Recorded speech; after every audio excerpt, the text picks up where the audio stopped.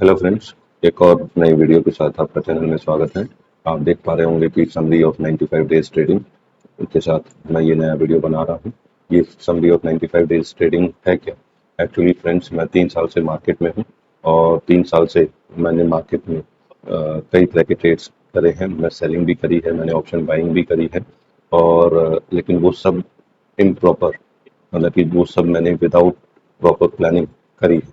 और अगर आप कोई भी चीज़ मार्केट में बिना प्लान के करते हो, आपका लॉस होना ज़रूरी है। आप चाहे वो इन्वेस्टिंग करो, चाहे आप कुछ भी करो, आपका एक प्रॉपर टारगेट होना चाहिए, आपका एक प्रॉपर रिस्क और रिवार्ड होना चाहिए। तो उन सब चीज़ों को ध्यान में रखते हुए मैंने 28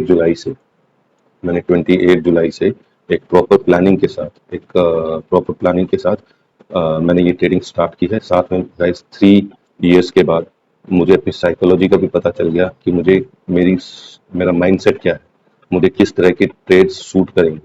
क्योंकि ट्रेडिंग में सबसे ज़्यादा इम्पोर्टेंट यही है कि आपका माइंडसेट क्या है। आप जो यूट्यूब चैनल देखते हैं और जो प्रॉफिट कमा रहे हैं, आप उनसे सिर्फ उनके सेटअप के बारे में समझ सकते हैं, वो किस सेटअप से काम कर रहे हैं, वो कौन सा प्राइस एक्शन फॉलो कर रहे हैं, किन कैंडल के बेसिस पे वो ट्रेड लेते हैं। आप वो चीज़ें तो आप टेक्निकली तो उन लोगों से समझ सकते हो, लेकिन जो ट्रेड्स में प्रॉफिट आ रहा है और जो ट्रेड्स में लॉस आ रहा है, वो आपको अपने माइंड सेट के हिसाब से आपको अपने खुद डिसाइड करने पड़ेंगे, राइट? तो उसके हिसाब से मैंने ये 28 जुलाई से मैंने एक प्रॉपर अपना माइंडसेट बनाया। उसके बेस माइंडसेट तो मेरा ऑलरेडी बन चुका था। जो मेरा माइंडसेट था उसके बेस पे मैंने अपने रिस्क रिवॉर्ड डिसाइड किए और जो मेरे टारगेट्स हैं उसके बेसिस पे मैंने ये डिसाइड किया कि मुझे ऑप्शन बाइंग में जाना चाहिए, सेलिंग में जाना चाहिए। इससे पहले मैंने सेलिंग करी है और थोड़ी बहुत बाइंग करी थी, लेकिन उसके बाद सब चीज़ें समझ में आने के बाद मैं एक प्रॉपर प्लानिंग के साथ अब ये 95 डेज मैं ट्रेड कर रहा हूँ, जिसमें जो मेरा रिस्क है और जो रिवार्ड है वो मेरे माइंड सेट के अकॉर्डिंगली है। जो मेरा 3 साल में बना है उसके अकॉर्डिंगली है और मैं इसी माइंडसेट के साथ प्रॉफिट कमा सकता हूँ। हो सकता है किसी का कुछ लोग स्कैल्पिंग के लिए बने हों, कुछ लोग स्विंग ट्रेडिंग के लिए बने हों, लेकिन वो समझने में आपको टाइम लगेगा और चीज़ों को समझने में टाइम लगता है। तो उसके बेस पे मैंने ये अपना 95 डेज का अपना प्लान सेट किया है और उस प्लान को मैंने अलग अलग फेजेस में डिवाइड कर दिया है। तो अभी मैं 28 जुलाई से काम करा है और मुझे लगभग, आप देख रहे होंगे ये नंबर ऑफ डेज हैं, तो मुझे 43 डेज हो गए हैं ट्रेडिंग करते हुए। और ये जो मेरे फेजेस हैं, फर्स्ट फेज, सेकंड फेज और थर्ड फेज। तो फर्स्ट फेज, सेकंड फेज तो मैं ऑलरेडी आपसे रिजल्ट शेयर कर चुका हूँ और थर्ड फेज का भी मैं रिजल्ट आपसे शेयर कर रहा हूँ। तो आइए अब समझ लेते हैं कि थर्ड फेज में मेरा क्या परफॉर्मेंस रहा है। उसके बाद मैं फर्स्ट और सेकंड फेज का भी आपको ब्रीफ कर दूंगा, ठीक है? तो गाइज आप जैसा देख पा रहे हैं, तो नंबर ऑफ डेज मैंने 14 डेज मैंने ट्रेडिंग की है, जिसमें मेरे 2 लॉट थे और ट्रेड मेरा सिर्फ एक था। मतलब कि दिन में मैं एक ही ट्रेड ले रहा था और उस हिसाब से मैंने 14 डेज में सिर्फ 14 ट्रेड्स लिए, राइट? और ये एवरेज बाइंग प्राइस मेरा क्या है? ये एवरेज बाइंग प्राइस वो प्रीमियम का प्राइस है जो आप ऑप्शन बाय करते हैं, उसका 1 क्वांटिटी का रेट है, राइट? तो एक लॉट में 15 क्वांटिटी होती है। एक लॉट में 15 क्वांटिटी होती है। तो मैं एक ट्रेड में अभी 2 लॉट लिए हैं, तो मतलब कि ये 225 इंटू 15 कर दिया, इंटू 2 कर दिया, राइट? 2 लॉट है, तो अगर एक लॉट है तो ये 15 इंटू जो भी आपका प्रीमियम है, राइट? जो भी आपका प्रीमियम है वो आपका टोटल अमाउंट हो जाएगा। टोटल अमाउंट जो मैंने यहाँ लिख रखा है, average amount for buying.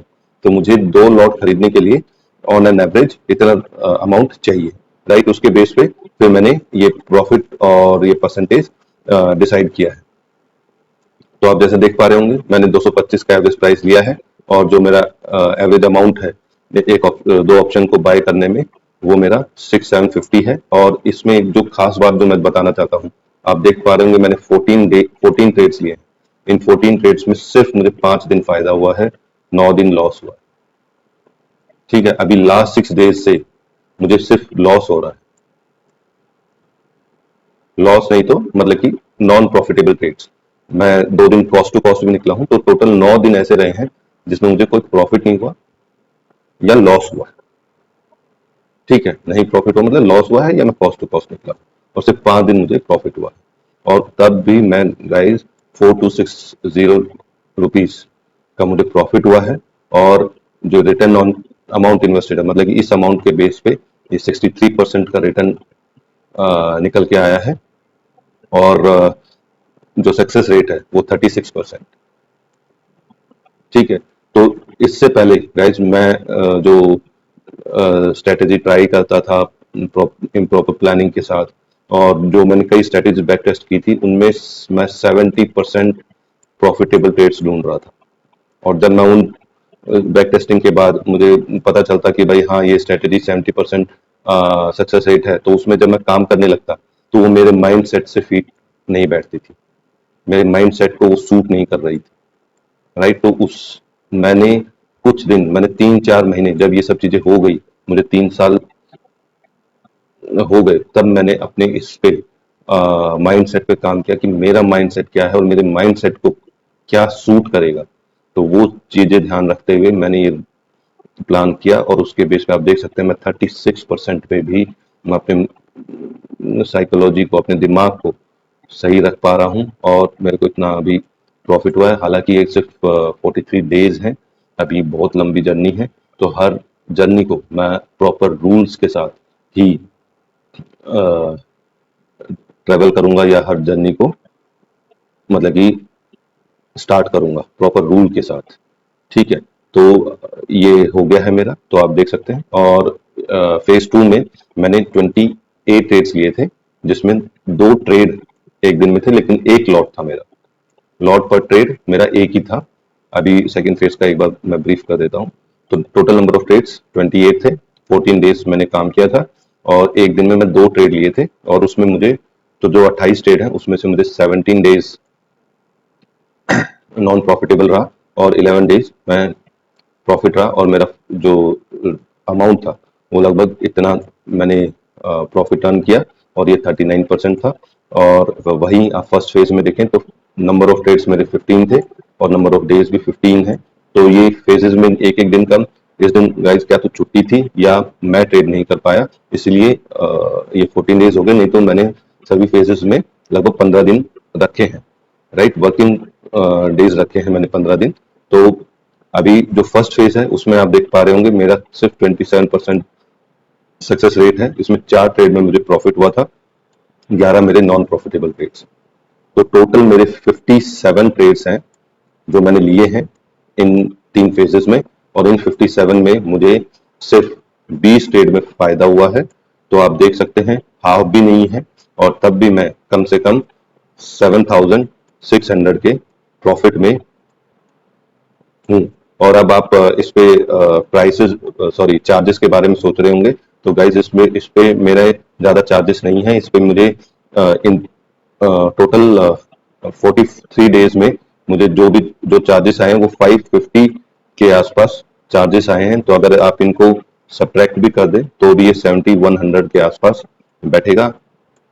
Right, तो चार्जेस के बारे में इतना ज़्यादा ध्यान देने की जरूरत नहीं, क्योंकि मेरा कोई ओवर ट्रेडिंग नहीं हो रहा है, और मैं लॉट कम ले रहा हूँ। तो इसमें मेरा 550 से 600 के आसपास मेरे चार्जेस बैठे हैं, जो कि तब भी मैं 7000 के आसपास प्रॉफिट में निकला हूँ। अब मेरा नेक्स्ट जो फेज है वो फोर्थ फेज है, जिसमें मैं गाइज डेली 2 ट्रेड करूंगा, 2 ट्रेड करूंगा, 2 लॉट होंगे। तो मतलब कि मेरा मिनिमम जो लॉस हो जाएगा दिन का वो 1800 होगा। आप देख रहे होंगे गाइस, मैं सिर्फ लॉस पे बात कर रहा हूँ, प्रॉफिट का भी मैंने सिस्टम बना रखा है। और प्रॉफिट के लिए मेरी कोई बाउंडेशन नहीं है। मेरा 1:2 प्रॉफिट जितना मुझे मिले, जितना मुझे मार्केट देना चाहे, जितना मार्केट में से खुश हो उतना मुझे प्रॉफिट मिले। लेकिन मार्केट जब मेरे से दुखी हो तो मैं फिक्स अमाउंट ही मार्केट को दूं, ये मेरा टारगेट है। ओके, तो अगर आपको मेरे फेज 1, फेज 2 और मेरे क्या रूल्स हैं, राइट, तो उसके लिए आप मेरा जिसमें मैंने ये वीडियो, जिसमें मैंने ये एक्सेल एक्सप्लेन कर रखी है, तो इंट्रोडक्शन वीडियो आप देख सकते हैं, उसका मैंने लिंक डिस्क्रिप्शन बॉक्स में डाल रखा है, आप चेक कर लेना। तो गाइस मेरे ये फेज़ 1, फेज़ 2, फेज़ 3 के रिजल्ट्स मैंने आपसे शेयर कर दिए हैं और अब देखते हैं फेज़ 4 कैसा रहता है, क्योंकि अभी मैं पिछले 6 दिन से लॉस कर रहा हूँ और अब देखते हैं ट्यूसडे को क्या होता है। तो तब तक के लिए बाय, हैप्पी वीकेंड।